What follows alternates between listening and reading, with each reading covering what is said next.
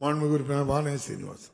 மாண்புமிகு பேரவைத் தலைவர்களே, தெற்கு தொகுதியிலே வார்டு நம்பர் 68 டாடாபாட் 2வது வீதி 4வது வீதி, 69வது வார்டு ராமலிங்க காலனி, 69வது வார்டு ஜவஹர் நகர், 63வது வார்டு பசும்பொன் நகர், 66வது வார்டு அம்மன்குளம், 70வது வார்டு தியாகராயா நியூ ஸ்ட்ரீட், 83வது வார்டு விஓசி பார்க், 83வது வார்டு குறிஞ்சி கார்டன், 63வது வார்டு வள்ளியம்மாள் பார்க்.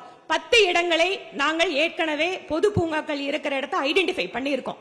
இதுல நீங்க பொது பூங்காக்கள் இருக்கிற இடத்துல எங்களுக்கு இடத்தை மட்டும் அலாட் பண்ணி கொடுத்தால் அங்க இருக்கக்கூடிய நிறுவனங்கள் அல்லது மத்திய அரசினுடைய பொதுத்துறை நிறுவனங்கள் வாயிலாக சிஎஸ்ஆர் நிதியின் வாயிலாக கூட உடற்பயிற்சி மையங்களை நாங்களே அங்க ஏற்பாடு செய்து கட்டிக்கொள்கிறோம். அதற்கு உங்கள் அதிகாரிகள் மட்டும் எங்களுக்கு ஒத்துழைப்பு கொடுத்து உங்களுடைய உள்ளூர் கவுன்சிலர்கள் எங்களுக்கு தொந்தரவு செய்யாமல் அதற்கு வாய்ப்பு கொடுத்தால் இந்த 10 பூங்காக்களிலும் நாங்களே உடற்பயிற்சி மையம் அமைப்பதற்கு தயாராக இருக்கிறோம். அதற்கு நீங்கள் மாநில தொந்தரவு செய்யாமல் இருக்க அவை குறிப்பிலிருந்து நீக்கப்படுது. நீங்க தான் ஒத்துழைப்பு தரணும். அந்த கேள்வி நேரத்தில் என்ன பேசுறீங்க? மாண்புமிகு அமைச்சர் அவர்களே, இருக்கிற விஷயத்தை சொல்றேங்க ஐயா.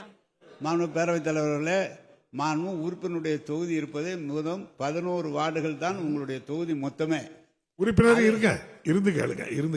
அந்த 11 வார்டுகள் தான். ஆனால் இப்போது நீங்கள் சொல்லியிருப்பது புதிதாக 10 இடங்களிலே அமைக்கப்பட வேண்டும் என்று கேட்டிருக்கிறீர்கள். நான் உங்களுக்கு ஏற்கனவே மாண்புமிகு முதலமைச்சர் மக்களுடைய உடல்நலத்திலே மிகவும் கருத்தில் கொண்டு அதை உடனடியாக செய்து தர சொல்லி மாண்புமிகு முதல் உத்தரவிட்டிருக்கிறார். எனவே நீங்கள் கேட்ட இடங்களில் இந்த ஆண்டு அதற்கான பொது இடங்களிலே அதை செய்து தரப்படும் என்ற உறுதியை உங்களுக்கு நான் தெரிவித்துக் கொள்கிறேன். அதோடு தமிழ்நாட்டிலே மொத்தம் எந்த இடத்திலும், சென்னையில கூட இல்லை, கோவையில தான் 50 ஏக்கர் பரப்பளவிலே செம்மொழி பூங்கா நம்முடைய மாண்புமிகு முதலமைச்சர் அவர்கள் கிட்டத்தட்ட 167.25 கோடி மதிப்பீட்டில் இந்தியாவில் தமிழ்நாட்டிலே அங்குதான் மிக சிறப்பான ஒரு புதிய பூங்கா, அதாவது விளையாட்டரங்கம், பொது கூட்டரங்கம், மக்களுடைய பொழுதுபோக்கு. அது மட்டுமல்ல, தமிழ்நாட்டில் அந்த காலத்தில் என்னென்ன மரங்கள் இருந்ததோ, இந்தியாவில் எந்தெந்த பழமையான மரங்கள் இருந்ததோ அத்தனையும் உருவாக்குகிற ஒரு பெரிய பூங்காவை நம்முடைய முதலமைச்சர் வழங்கியிருக்கிறார். கோவைக்கு மிகப்பெரிய ஒரு லேண்ட்மார்க்காக அது வந்து கொண்டிருக்கிறது. கிட்டத்தட்ட 80% பணிகள் முடிந்து விரைவிலே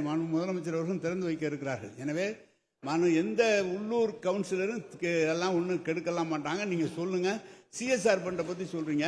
சிஎஸ்ஆர் ஃபண்டு நீங்க கம்பெனிக்காரங்க நேரடியாக வெளியூர்ல இருந்து வந்த கம்பெனிக்காரங்க அந்த ஊருக்கே செலவு பண்றாங்க. அது நீங்க கேட்டு நம்முடைய அமைச்சர் ராஜா அவர்கள் ஏற்கனவே சொல்லி இருக்கிறார். அந்தந்த மாவட்ட ஆட்சியர்களுடன் சொல்லி இந்த ஊரில் இருக்கிற நிறுவனங்கள் இந்த ஊரில் தான் வளர்ச்சிக்கு செயல்பட வேண்டும் என்று ஏற்கனவே முதலமைச்சரும் நம்முடைய ராஜா அவர்களும் சொல்லி இருக்கிறார்கள். எனவே சிஎஸ்ஆர் ஃபண்டை நீங்களே கேட்டு வாங்கி கொடுத்தாலும் எங்களுக்கு ரொம்ப பிரச்சனை இல்லை, வாங்கி கொடுங்க, செய்வோம். விநாயகன் 169 மாண்புமிகு உறுப்பினர் KN விஜயகுமார். இல்ல ஏமா உங்ககிட்ட நிறைய நிதி வசதி இருக்குன்னு சொல்லிட்டீங்க, அதுக்கு பதிலும் சொல்லிட்டாங்க, நிதியை கொடுத்தா செய்தாரன்னு சொல்லிட்டாங்க. செய்திகளை உடனுக்குடனும் துல்லியமாகவும் தெரிந்து கொள்ள சப்ஸ்கிரைப் பண்ணுங்க.